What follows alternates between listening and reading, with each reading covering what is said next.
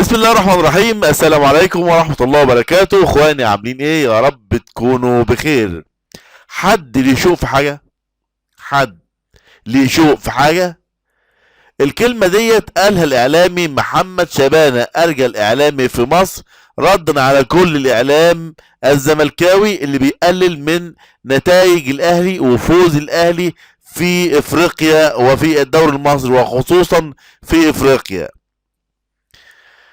ويا ريتهم مكان النادي الاهلي، يعني هم يا ريتهم مكان النادي الاهلي، يعني يا ريتهم بيوصلوا زي النادي الاهلي ما بيوصل.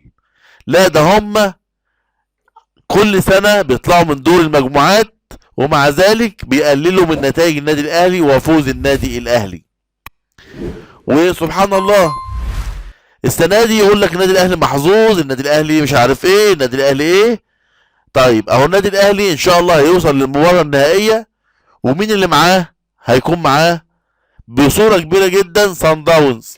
يعني ان شاء الله كده الشكل النهائي كده باين كده وواضح، هو الاهلي وصن داونز في النهائي، الا اذا حصلت معجزة.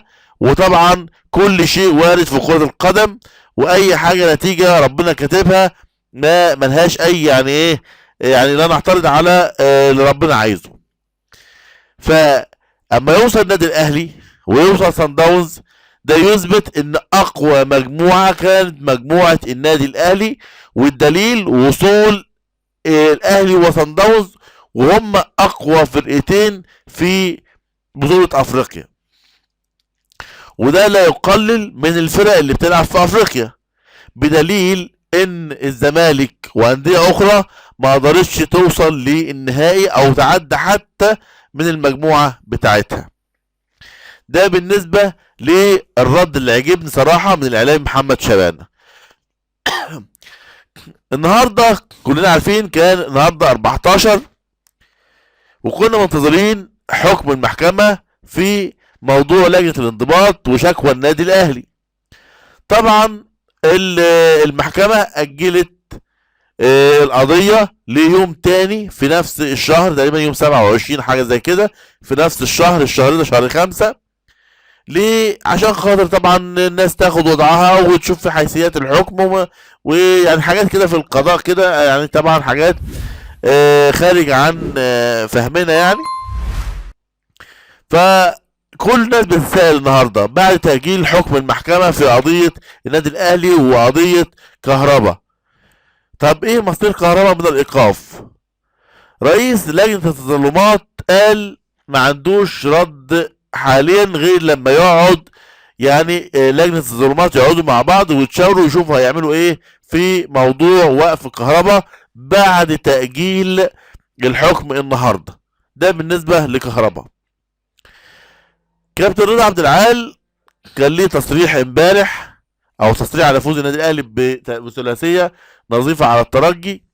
قال رضا عبد العال لاعب النادي الاهلي والزمالك السابق ان فوز النادي الاهلي بثلاثيه نظيفه امام الترجي التونسي ضمن منافسات ذهاب الدور نصف النهائي من دوري ابطال افريقيا يعود للاعبين. واضاف رضا عبد العال في تصريحات لبرنامج البريمو مع الاعلام محمد فاروق ان لاعبي النادي الاهلي كلمه السر في الفوز الكبير على الترجي التونسي بثلاثيه نظيفه في رادس، فهم يلعبون من اجل اسعاد الجماهير والفضل يعود اليهم في الفوز الكبير، ليس للسويسري مارسيل كولر المدير الفني لفريق، فلم يضف اي جديد ولست مقتنعا بامكانياته الفنيه.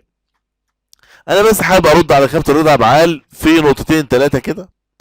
اول هام، فعلا النادي الاهلي او لاعبي النادي الاهلي لهم دور كبير في الوصول لفرقه النادي الاهلي للنهائي، لكن لعبه كره القدم منظومه جماعيه.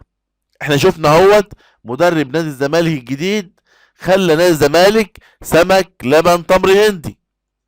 لو مدرب النادي الاهلي مش على المستوى المطلوب كان ممكن برضو عامل برجله في الفرقه. ونجاح اللعيبه ونجاح الفريق النادي الاهلي ونجاح لعبه اللاعبين في النادي الاهلي بيعود لمجلس الاداره، يعود للاداره، يعود لجمهور النادي الاهلي، يعود لمدرب النادي الاهلي، ثم يعود للاعيبه النادي الاهلي. فالمنظومه، مفيش منظومه ناجحه من غير ما تكون منظومه متكامله.